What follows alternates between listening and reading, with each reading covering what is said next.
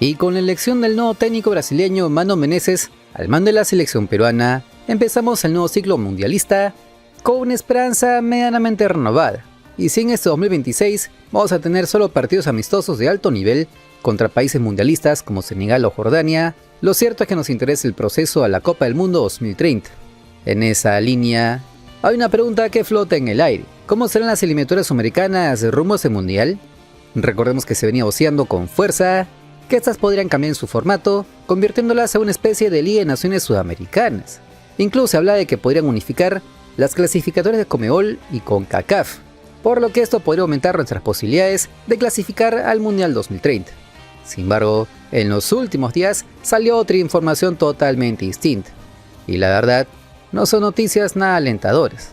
Y es que según el periodista deportivo César Vivar, quien soltó el balde de agua fría, al parecer Argentina, Uruguay y Paraguay se van a jugar el torneo clasificatorio pase lo que pase, a pesar de estar clasificados, ya que serán anfitriones del Mundial 2030.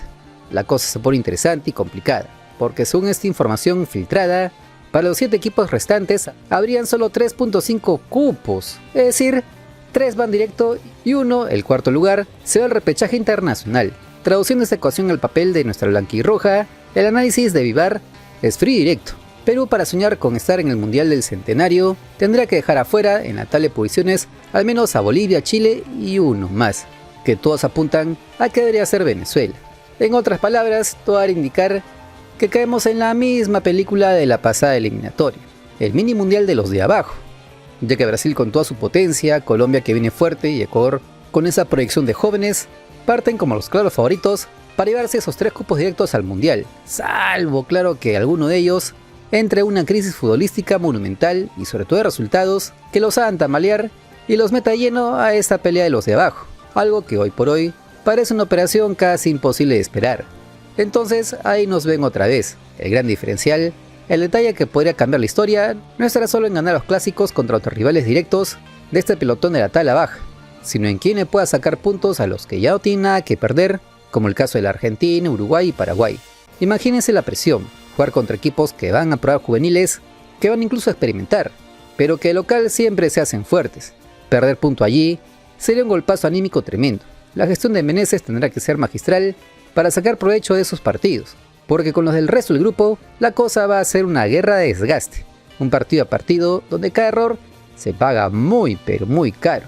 Así indicó el periodista deportivo Eddie Fleischmann en Radio Acción. Ahora, ¿cómo se juega la eliminatoria para el 2030? Yo les prometí contarles. Van a haber 3 clasificados directo al Mundial: Argentina, Uruguay, Paraguay. Esos van directo al Mundial 2030. El primer Mundial, esa es la ideota de Infantino, que se le cayó el pelo y se le cayeron con ello las ideas. Hace un Mundial en 6 países. El dinero habla. Y para Infantino lo que no tiene de pelo lo tiene de ambiciones económicas. Entonces, 3 clasificados directos: Argentina, Uruguay, Paraguay. Los otros 7 juegan todos contra todos, en total 12 partidos. Entonces, de los 7 equipos, 3 clasifican directo. Digo yo, Brasil, Colombia, Uruguay son los primeros 3 candidatos. Ecuador. O sea, vamos a tener menos cupos ahora.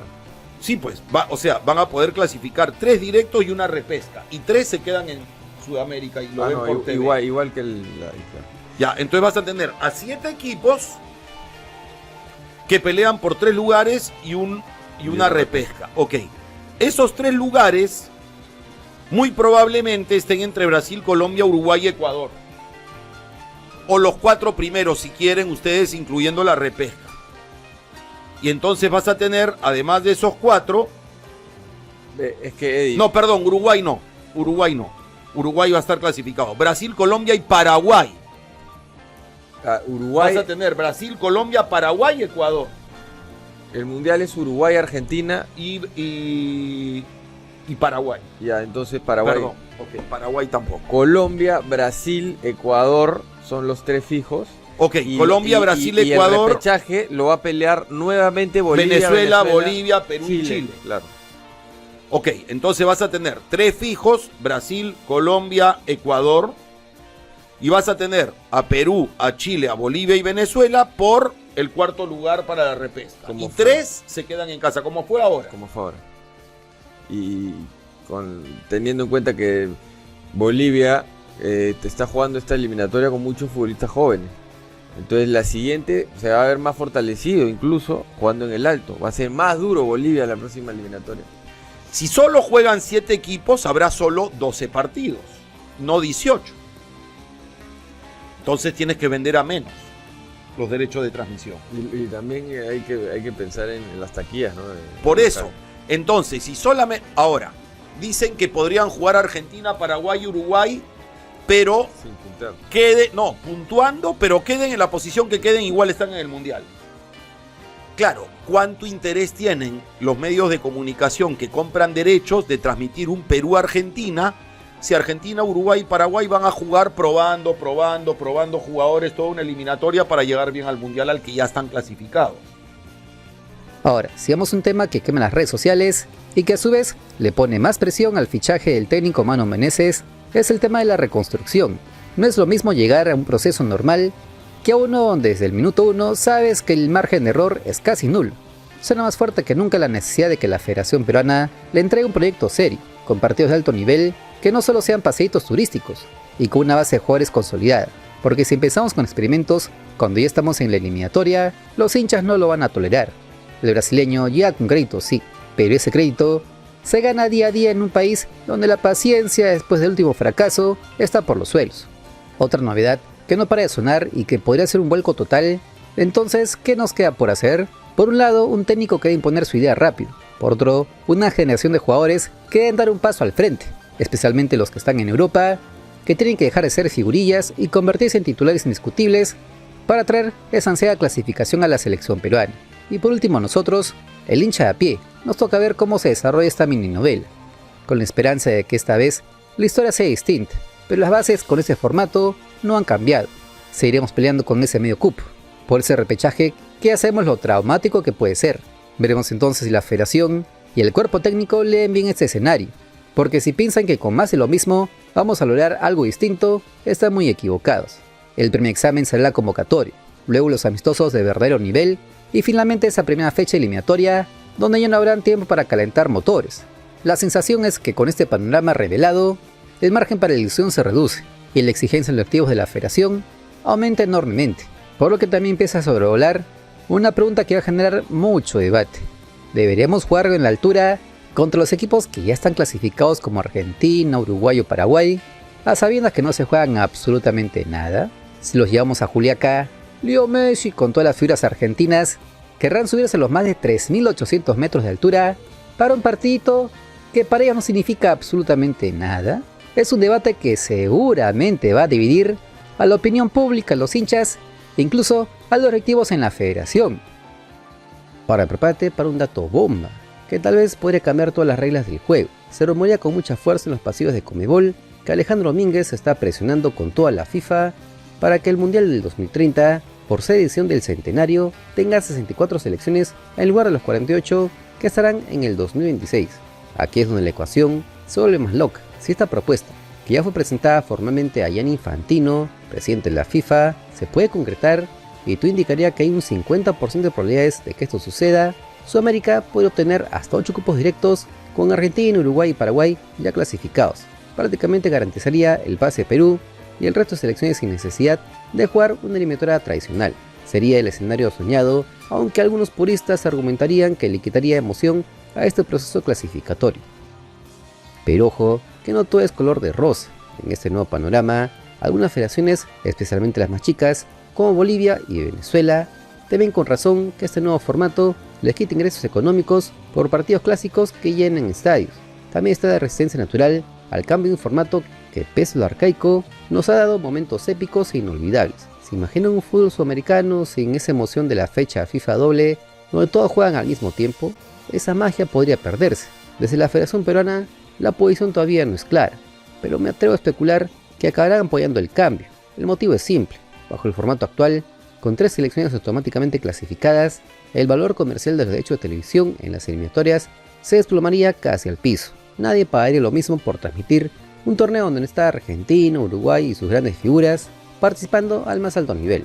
En cambio, una Liga de Naciones Con las 10 selecciones, trofeos y premios de por medio, mantendría e incluso aumentaría la emoción y por ende el valor comercial. La reunión clave, según se supo, será a fines del 2026, una vez que termine el Mundial de Norteamérica.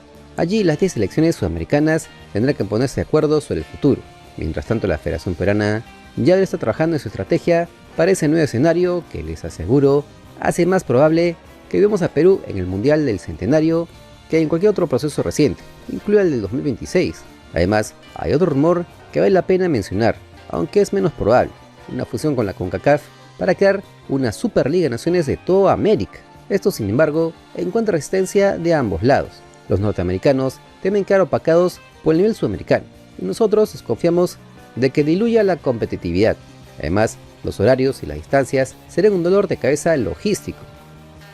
Veremos entonces este formato innovador se impone al tradicional. Las señales apuntan a que sí, que el cambio es inevitable y necesario. La gran incógnita es si será una Liga de Naciones puramente sudamericana o se incorporará algún elemento de fusión de CONCACAF. Lo que es seguro es que el camino al Mundial del 2030 será radicalmente diferente a todo lo que hemos conocido. Pero ¿ustedes qué piensan? ¿Prefieren mantener la emoción única de las eliminatorias sudamericanas clásicas de todos contra todos, con un calendario maratónico y esa presión que nos tiene al borde del infarto? ¿O creen que esta Liga de Naciones es el paso para modernizar que tanto requería el fútbol sudamericano para no quedarse atrás con respecto a las demás confederaciones? ¿Confían en que esta Federación Peruana sepa aprovechar esta oportunidad histórica? Ya saben que los comentarios son todos tuyos, porque somos el único canal que responde a todas tus opiniones. Entonces queda claro cuál es el formato de la eliminatoria, es que lo que tampoco no era tan descabellado de pensar, o sea, no era muy raro pensar de que no iba a cambiar mucho el formato, porque se decía de esta Liga de Naciones en grupos, ¿no? Era poco complejo, era menos partidos, era menos dinero, entonces era difícil que cambie el formato. Ahora obviamente que sería bueno porque, o sea, si va a jugar Uruguay, Argentina y Paraguay ya clasificados, como que hay partidos que no te generan nada, pues, ¿no? O sea, por ejemplo, ponte un Uruguay-Paraguay, que están clasificados, prácticamente es un amistoso. Entonces la expectativa de la gente baja un montón. No es el clásico, ¿no? Tras dos potencias sudamericanas que uno esperaba. O si, por ejemplo, lo que decíamos también acá, pues, ¿no? ¿Qué pasaría entonces si es que en el hipotético caso Argentina que está clasificada ya y tuvo que jugar contra Perú y Perú decide jugar en Juliaca, 3.800 y pico metros de altura? O sea, obviamente que de Perú la expectativa por ganarle a los gauchos va a ser tremenda. Pero si Argentina está clasificada, si es un equipo que solamente está jugando esta eliminatoria por foguear a su equipo y por ahí deciden que este partido se jueguen con juveniles o futbolistas locales de la Liga Argentina, solo porque, bueno, pues no quieren arriesgar a las figuras argentinas a jugar en la altura de Juliaca, por ejemplo, pues, ¿no? Y eso podría también ocurrir en La Paz, o sea, podría ocurrir, por ejemplo, no sé, en Quito, y así, pues, ¿no? Entonces, un poco como que se desnaturaliza la eliminatoria, lo que significa, ¿no? Que cada partido era una batalla, era una guerra en la que se juega siempre hasta la última fecha, ¿no? Incluso la última pasada eliminatoria, cuando ya habían clasificados, porque nos regalaban hasta 7 cupos y meses de clasificación, en las últimas fechas ya con Argentina clasificada, por también lo hizo Ecuador, Colombia, como que ya los últimos partidos no habían emoción, pues, ¿no? La única emoción que había era ver cuál es el de los menos malos, cuál era de todos los malos era el menos malo, pues, ¿no? Que si Bolivia y Venezuela, o sea, Bolivia y Venezuela. Si Bolivia y Venezuela o Venezuela iban a clasificar el repechaje. Nada más. O sea, no había gran expectativa por la eliminatoria pasada. Y era porque con tantos cupos o sea, nos habían dado tantos cupos, nos habían regalado tantos cupos a América de que ya era aburrida el final de la eliminatoria. Cuando recordamos hasta hace 12 eliminatorias donde solo había 5 cupos y medio, se había emoción en la última fecha porque tanto por los que están en el medio de la tabla como que los que están abajo estaban peleando por una clasificación o directamente o al repechaje. Había más emoción, pero ahora piden emoción, pues, ¿no? Y peor aún, si meten a Argentina, Uruguay y Paraguay ya clasificados, yo no sé qué tanto esto puede ser productivo para nuestra eliminatoria. Obviamente que para nosotros, para los peruanos, los bolivianos, los chilenos, sobre todo estos, Venezuela, Bolivia, Perú y Chile, es nuestro mundial, pues, nuestro mini mundial dentro de estas eliminatorias.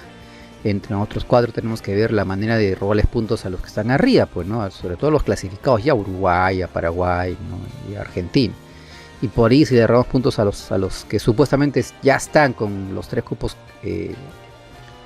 listos para llevárselos, como Brasil, Paraguay y Ecuador y Colombia, ¿no? Bueno, Paraguay no, perdón, Brasil, Colombia y Ecuador,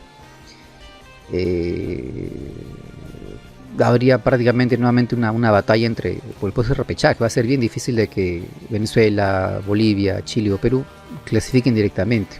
Va a ser nuevamente una pelea por el puesto de repechaje, así de fácil, pues. Salvo que por ahí aparezca una Super Venezuela, o no sé si Bolivia, dudo mucho que Bolivia o Chile, por ahí quién sabe, ¿no? Se mete un rush de partidos ganados y se mete el pelotón, los que van directamente al mundial, pues, ¿no? Pero cuesta esto pensar, porque los que están arriba tienen selecciones mucho más valiosas, que ya tienen años con sus equipos, no se conocen, son ya selecciones consolidadas dentro del continente. Entonces es difícil pensar que se pueda dar esto, pues, ¿no? El caso de nosotros vamos a tener que debatir el tema de la altura, que si es esta manera, que si es de esta manera, entonces habría que saber muy bien si es que tal vez a los ya clasificados como Argentina, Uruguay y Paraguay los llevamos ya no a Cusco, sino a Juliaca, porque Cusco todavía es una altura ya manejable. O sea, querramos, ¿no? Lamentablemente la altura de 3.500 metros ya es manejable por todas las selecciones, van ahí, ganan como si nada, pues, ¿no? Pero Juliaca, que son 3.800 y pico metros, no es como el Alto de La Paz, que son 4.000 y algo, pero ya es más altura de lo que es Cusco, pues, ¿no? Y eso ya se siente bastante, es un debate. 2, es el tema de la renovación, pues, ¿no?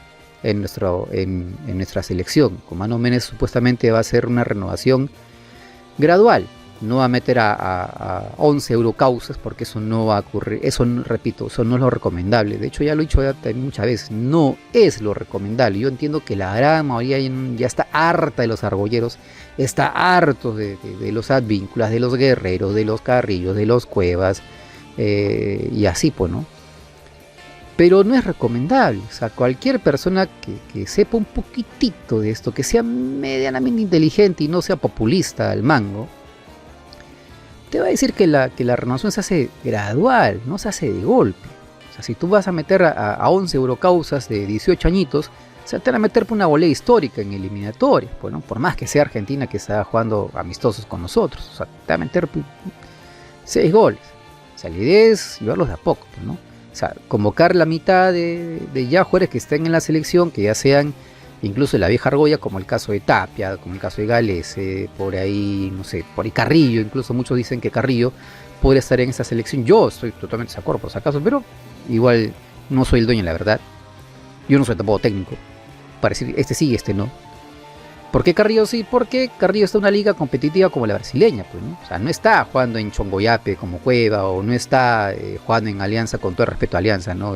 Advíncula o Peña, o no está jugando en la U como Santa María, por ejemplo, pues, ¿no? O en Cristal como Yotun. O sea, no está jugando en el extranjero y está jugando en un equipo grande, con la presión que es el que tiene el Corinthians, siendo incluso campeón, siendo titular en el último trofeo que ganaron en la Supercopa de Brasil. O sea, ya es algo, pues, ¿no?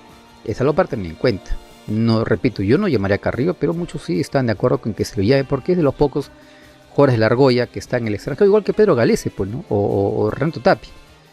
Entonces, si estos 3 de acá, y súmale a otros jugadores que ya no son veteranos, no tienen 30 años, tienen menos que eso, pero también ya tienen mucho tiempo en la selección, como el caso de Marcos López, por ejemplo, o Brian Reina.